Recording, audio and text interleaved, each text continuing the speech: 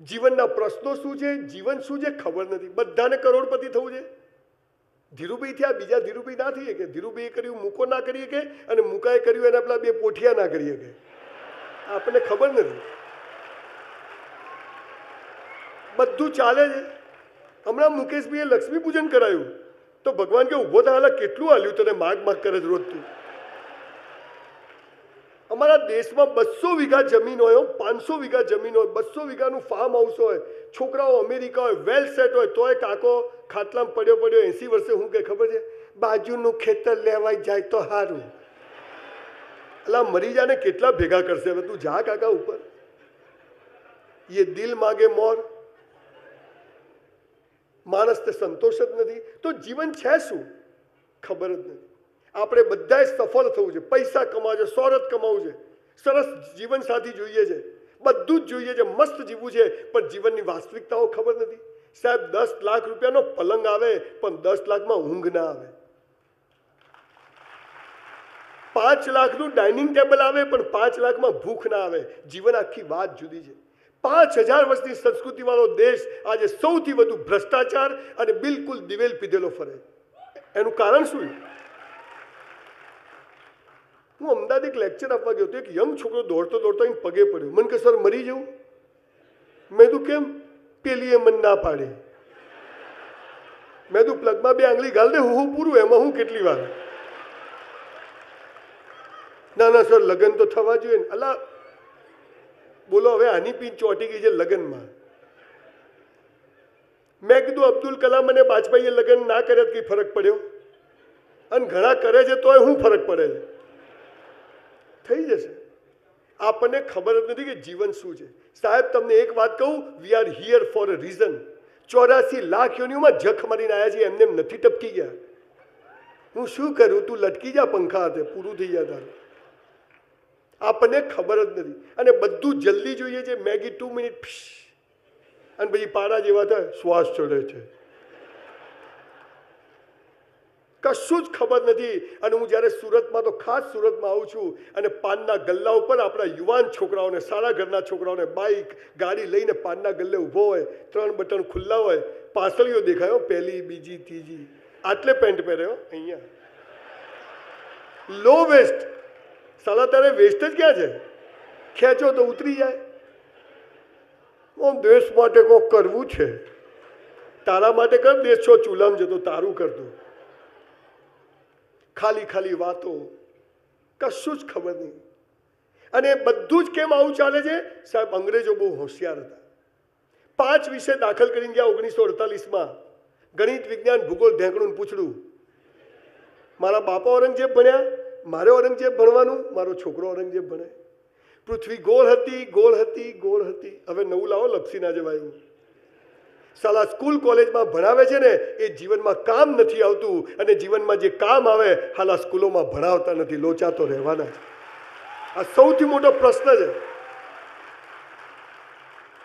65 કરોડ યુવાનો છે આ દેશ પાસે. કેટલા? 65 કરોડ. સાલો ઓલિમ્પિકમાં એક ગોલ્ડ મેડલ નથી આવતો. આવે છે આટલા માટે રહી ગયું, રહી જ જાય દર સાલ. અને પેલા જાપાન ને ચાઇના વાળા આવડા છે. શિક્ષણ મંત્રી કોણ હોવો જોઈએ? ગુજરાતનો બેસ્ટ ટીચર હોવો જોઈએ. આરોગ્ય મંત્રી કોણ હોવો જોઈએ? તેજસ પટેલ જેવો ડોક્ટર હોવો જોઈએ. આ હોય સાલા એલિફન્ટના સ્પેલિંગ ના આવડે, આરોગ્ય મંત્રી હોય. નાણામંત્રી કોણ હોય? ગુજરાતનો બેસ્ટ ચીફ ઇકોનોમિસ્ટ હોય. આ બધા હોય. સાહેબ જાગવાની જરૂર છે. પણ આપણે બી બધા લાગના છીએ. જય પાટીદાર, જય પરશુરામ, ઇસ્લામ ખતરે મેં, તું ખતરામ છે. કોઈ ખતરામ નથી, બધા મજામાં છે. સાચી વાત જ ખબર નથી. અને સિંહના બચ્ચા સાલા ઘેટાના ટોળામાં આવી ગયા છે. સ્કૂલ કોલેજમાં વિવેકાનંદના ફોટાઓ બતાવે. ઉઠો, જાગો અને ધ્યેય પ્રાપ્તિ સુધી મંડ્યા રહો. ઉઠાડે કોણ? પછી ધ્યેય કોણ બતાવે ને ક્યાં મંડ્યા રહેવાનું ખબર નથી. પીપોડી ચાલે છે. સાહેબ બહુ ગંભીર સમસ્યા લઈને તમારી સમક્ષ આવ્યો છું. બહુ જ ગરીબ ઘરમાં જન્મ્યો, 2 ટાઈમ ખાવાની તકલીફ, જાતે બ્રાહ્મણ, જન્મે બ્રાહ્મણ, કર્મે તો છું કે નહીં ખબર નથી. અને કોઈ પણ વાર્તામાં એક વાક્ય આવે ખબર છે? એક દરિદ્ર બ્રાહ્મણ હતો. બ્રાહ્મણ સાલો ગરીબ જ હોય. એકચ્યુઅલી સાલો મને જડતો નથી, ને તમારી મર્સિડીઝ બતાવો કે જો આને ગરીબ બ્રાહ્મણ કહેવાતું. જો દાંત જાત ધર્મ સંપ્રદાયમાં આપણને વેચી અને એમની ખીચડી નેતાઓ પકવે છે. સાહેબ, કોંગ્રેસ હોય કે ભાજપ હોય, નવી બાટલીમાં જૂનો દારૂ જ છે, કોઈ ફરક છે જ નહીં. જાગવાની જરૂર છે સાહેબ. કોઈને આપણી પડી નથી, આપણે આપણી ચિંતા કરવાનો સમય આવી ગયો છે સાહેબ. 70 વર્ષ થયા, અંગ્રેજો ગયા, હજુ આપણે ગુલામીમાં છીએ. આજે મને ઘણી ધમકીઓ મળે છે, મારી પર ઘણા બધા લિટિગેશન બધું ઊભું કરવામાં કે આ બોલવાનું બંધ કરો. મેં તું બાપુ વધારે બોલશું. કેમ ના બોલીએ? બાપાએ જીવ આલી છે. ભગવાનથી ડરવું, માણસથી ડરવું નહીં. મારો વિષય છે ભયમુક્ત જીવન. પાયાની વાત સમજ પડી જાય, જીવન શું છે ખબર પડી જાય, આપણો જન્મ કેમ શું થયો ખબર પડી જાય, હું અહીં કેમ છું એ ખબર પડી જાય, તો લાઈફ ઇઝ સો બ્યુટીફુલ અને બધાનો ચહેરો હસતો આવે.